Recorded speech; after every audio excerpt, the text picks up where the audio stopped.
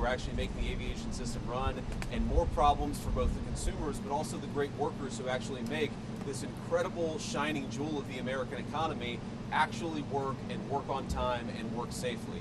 Here are the things that I worry about. I worry about the people who are scanning our bags and making us get through the security line.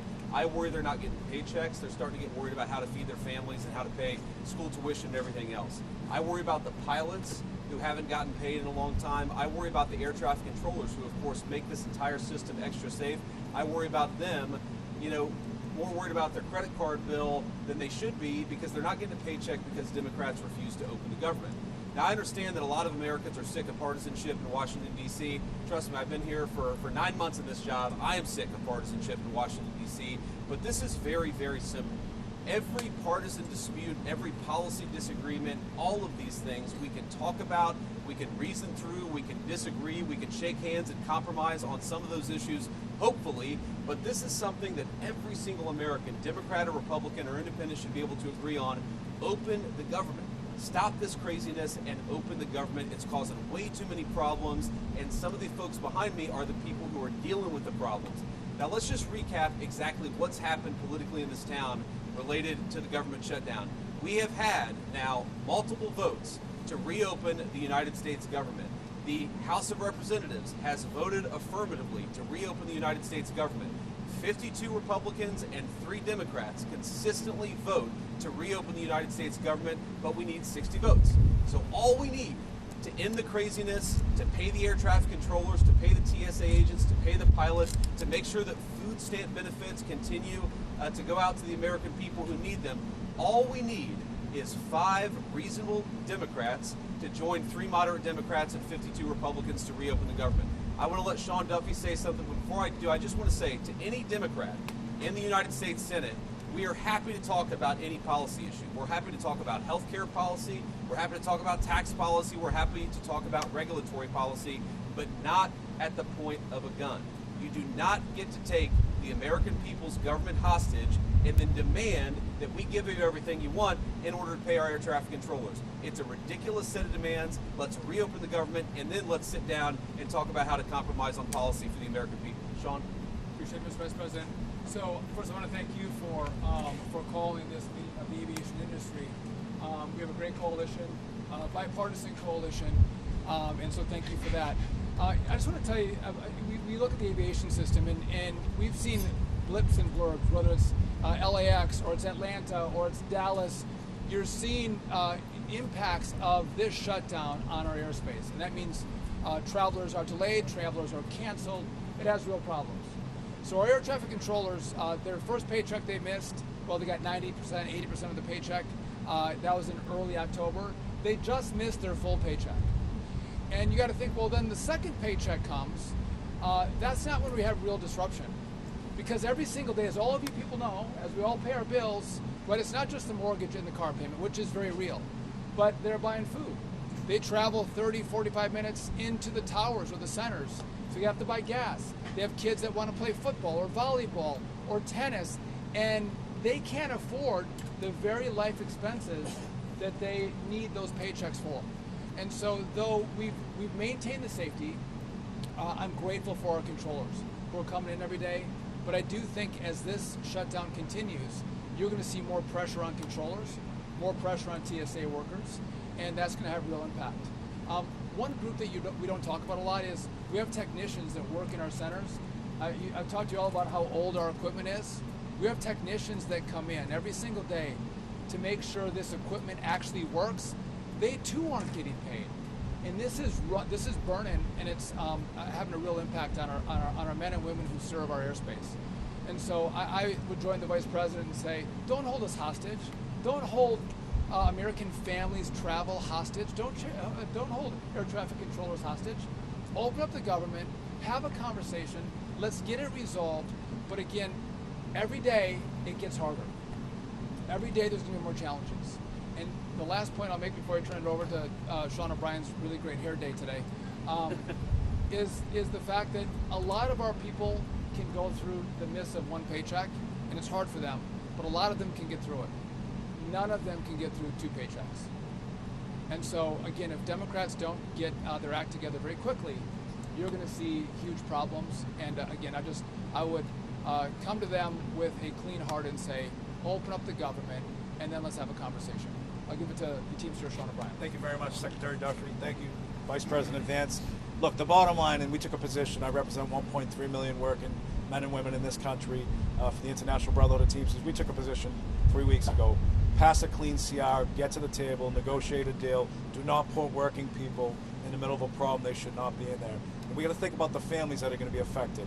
Think about when you have to tell your son or daughter they can't play sports because you're not getting paid. Think about when you can't pay your mortgage. Think about when you can't pay your tuition. Put the politics aside, get to the table, negotiate a deal, pass a clean CR right now, and then figure out the problems moving forward. And I want to thank the air traffic controllers.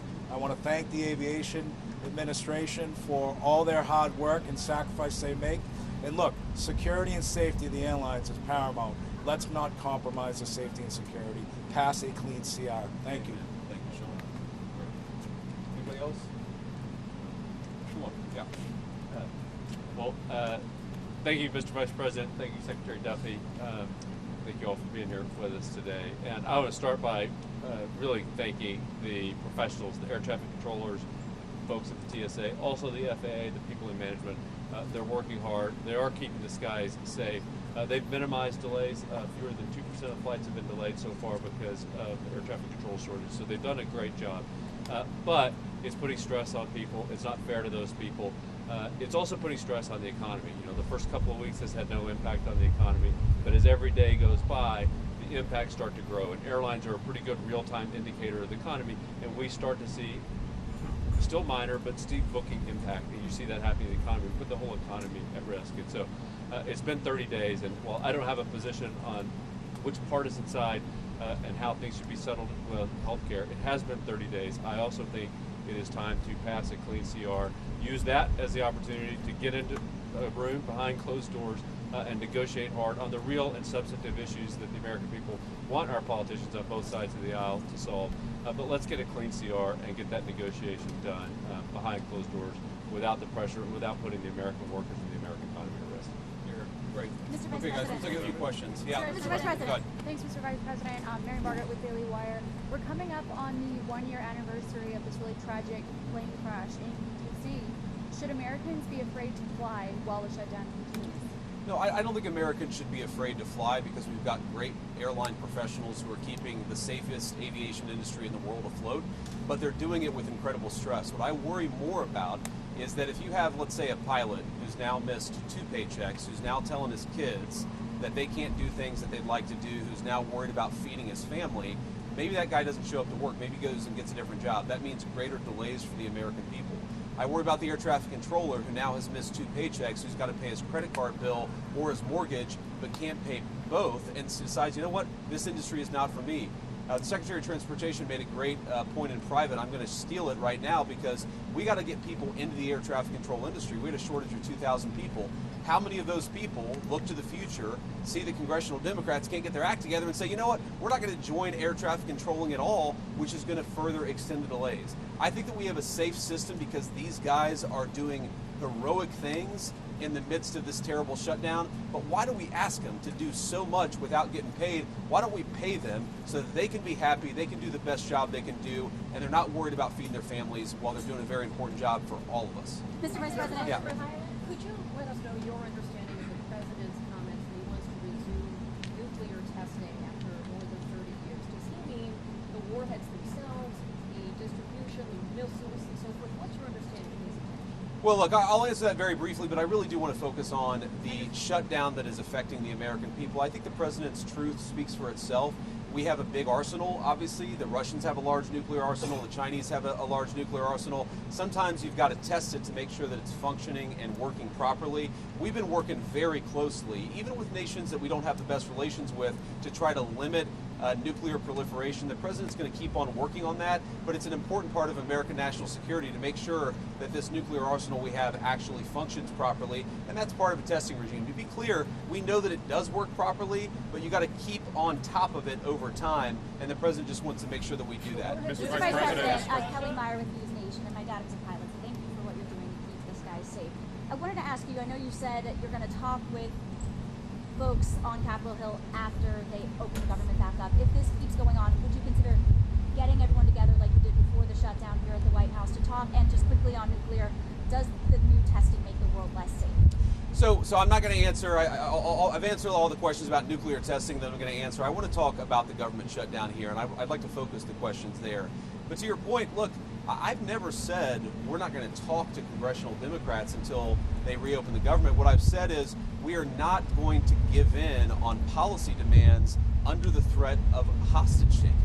I mean, if any moderate Democrat or any Democrat period from the United States Senate wants to come over, they're welcome to walk into these doors in an hour. I'm happy to talk to them about how to end the government shutdown, but it's actually very simple because there's a clean CR, as you heard from everybody, that would reopen the government.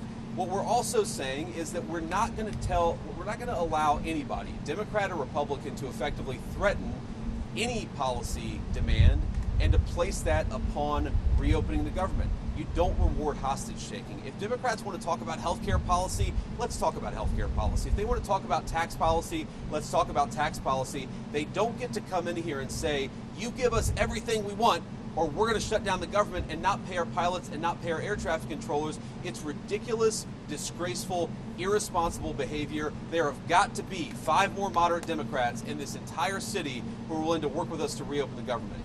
Mr. Vice President, on the issue of the shutdown, there is the concern about 42 million people losing their SNAP benefits. Of course. Over this weekend. The administration's moved a lot of money around to pay troops, to pay federal law enforcement, and is telling Congress it can't move money around to pay at least some of those benefits. Why not? Would there be some push perhaps in the next 48 hours to try to do that so Americans don't go hungry? Well, here's the problem. If you go back to previous government shutdowns, what has happened is that sometimes the president has tried to make the shutdown as painful as possible on the American people. I give the president of the United States great credit and the entire team for trying to make this as painless as possible. The Democrats are acting irresponsibly. He doesn't want the American people to suffer because of it. But look, right now, this government, this administration, we're like guys running around, with a leak in a damn wall, trying to plug it with bubble gum. And we plug one spot with bubble gum, and we plug another spot with bubble gum, and we plug another spot with bubble gum. Why don't the Democrats just stop this entire charade and reopen the government so that we don't have to try to make this thing work on a shoestring budget, which is what we're trying to do. The unfortunate reality, and we're starting to see this with our aviation industry, we're going to find out the hard way with SNAP benefits. The American people are already suffering, and the suffering is going to get a lot worse. Not because the President of the United States has failed to make the shutdown painless. He's tried to do everything that he can to make it as unpainless as possible. The reason that pain is coming and the reason it's building is because we're not passing the clean bill to reopen the government. It's a very easy thing to do. So you're not... Mr. President. Thank you, Mr. Vice President. I'm Monica Page with Frontlines Turning Point USA. On the government shutdown, of course, we're approaching Thanksgiving, we're approaching the holidays. What could travel look like, if the Democrats don't open the government in time? So I'm going to let our great Secretary of Transportation answer this question. Look, it could be a disaster. It really could be. Because at that point, you're talking about people have missed 3 paychecks. They've missed 4 paychecks.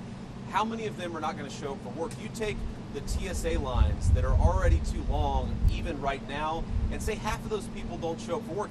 Not because they're not hard workers or good people, but because they've got to find a different job to feed their families. What happens when the security lines are not an hour long, but they're 4 hours long? What happens when pilots start not showing up for work because they're so focused on paying the bills, they can't fly the plane safely? That's going to lead to massive delays. We want people to be able to get home for Thanksgiving. We want people to be able to travel for business, to make this entire engine of commerce work. We want the aviation industry to work. It's not going to work unless the Democrats reopen the government. These guys are doing heroic things to make it work as well as it possibly can, but every single person that I talk to a word, they are worried that the delays are going to reach a point where it makes it very, very hard for the American people to fly. So to answer your question, our traffic will be snarled, right? It'll be a disaster in aviation. And just I'm going to steal, you stole my point, I'll steal one from Scott Kirby from United. October is a slower air travel month, and we have great weather in October. And so you've seen minimal disruption because of good weather and slower travel. But as we go into November, travel picks up as people start to look at going to see their families. Kids come home from college. And if you don't have air traffic controllers who are being paid, they may want to stay on the job, but they cannot. They're going to have to go take a second job, and you're going to have mass issues throughout the airspace. People will not be able to go from one place to the other because of the government shutdown. And I hope Democrats don't take it to that point. Mr. Vice President, Alex Brachet from ABC News. I'm curious, as we move into this holiday travel season, is the administration working on a plan to keep airports running smoothly? The other thing that I wanted to ask you is we got 20 million Americans who are set to see their health care premiums skyrocket with those ACA tax credits expiring. Curious your response there. Is the administration working on a plan to expand them? Why don't you take the question about what we're trying to do to try to limit the effects of the shutdown on aviation? I think Sean is a great person to address that, and then I'll address the health insurance premium question. Yeah, so we're working closely with NATCA, our air traffic controllers union, our technicians who work to keep the equipment safe and operational. I know Christy's working with TSA, so we are doing all we can to partner with and talk to our government employees who make this system run smoothly. But we can only ask so much. And I, as a guy who had a lot of kids and didn't make a lot of money early in my life, I know the pressure that these families are under. And by the way, think when these families go home, the fights that are had over the fact that you don't have money for basketball this season, the family strife that happens because they don't have money coming in the door is very, very real. So we are doing all we can to work with our partners to keep things running smoothly. But in the end, we can only go so far. And if I could just, before I turn it over, I love that you guys are asking us questions about what we can do to make this less painful. There's an easy, painless solution. Pass a clean CR. And by the way, I think you all, I was part of some shutdowns myself in Congress, and the tone of the press corps is very, very different in this one. You were rabid against Republicans who voted not to open the government up, and it seems like everyone is so docile. And so, what is the president going to do to alleviate the pain? I'm out of the mall. Anyone can go see the World War II Museum. They can all go see the Vietnam Memorial. Again, we didn't close those down. This administration is doing everything they can to alleviate the pain on the American people. Go back to Barack Obama. He did everything he could to shut down parks and memorials across this city. And so, again, it's an easy answer. Go ask the Democrats that question. Say, what are you going to do to make sure that people get SNAP benefits this Saturday? Or they have health care assistance for their Obamacare? What are you going to do? Because we're doing everything we can on our end, but there's not much more we can do because of the rules of the road by which we have to play. And so, again, I'm grateful for this team because they care about the American people. I just wonder, do the Democrats care the way we do? And if they do, open it up, sit down, and negotiate. That's a great point. I want to answer the question about health insurance premiums because, look, we don't want the American people's health insurance premiums to go up. We're very worried about this. The president's been talking about this since before we even took office, that we're inheriting a healthcare system that has suffered some real problems under the Biden administration. Because of that, you're seeing health insurance premiums skyrocket. Now, here is our very simple proposal to the Democrats. Let's sit down and come to a compromise and work it out. And you know what the Democrats' response to that is? Give us everything we want or we're going to shut down the government and keep it shut down. That is not reasonable behavior. That's not how you do compromise in this town. That is the way that the Democrats have operated. They are trying to take a hostage, and we can't reward that behavior. If we do that, if we say, yes, of course, we'll give you everything that you want if you reopen the government, you know what's going to happen? In 3 months, they're going to come back to the administration and they're again going to say, we're going to shut down the aviation industry. We're going to deny people SNAP benefits unless you give us exactly what you want. That's how a child behaves. That is not how a responsible governing party behaves in the United States of America. And let me make one final point, and then we'll cut out of this press conference. Look, I've been a little bit unfair, and I want to correct this, because when I say that Democrats have shut down the government, it's actually the far left side of the Democratic Party, because to their great credit, 3 moderate Democrats joined 52 Senate Republicans to vote to reopen the government. We need 5 more reasonable Democrats to put the American people first and reopen the government. That's all that we're asking. Let's talk about health care policy. Let's make sure that we ensure that Americans' health insurance premiums don't go up. We want that, and we're willing to work with people for it, but they've got to reopen the government first. Sean came from a background not that dissimilar from mine. Sean O'Brien came from a background not that dissimilar from mine. There are moms and dads who are fighting right now because they're worried about not being able to pay the credit card bill and the mortgage bill. There are parents who have to look their kids in the eye and say, you know what, we're not going to do football this year. We're not going to do basketball this year because I can't pay for it because the federal government is shut down and I'm not getting a paycheck. Do we want those people who keep the aviation system running to not be able to feed their families, to not be able to pay for some of the things that make life worth living? The answer to that question is absolutely. We want them to be able to afford a good life. The only way for that to happen is to reopen the government. It'll be good for those who fly. It'll be good for those who work in the aviation industry. It'll be good for the whole country. Just do the common sense thing, Democrats. Reopen the government. We need 5 Senate Democrats to join us. I hope that they will. Thank you, guys.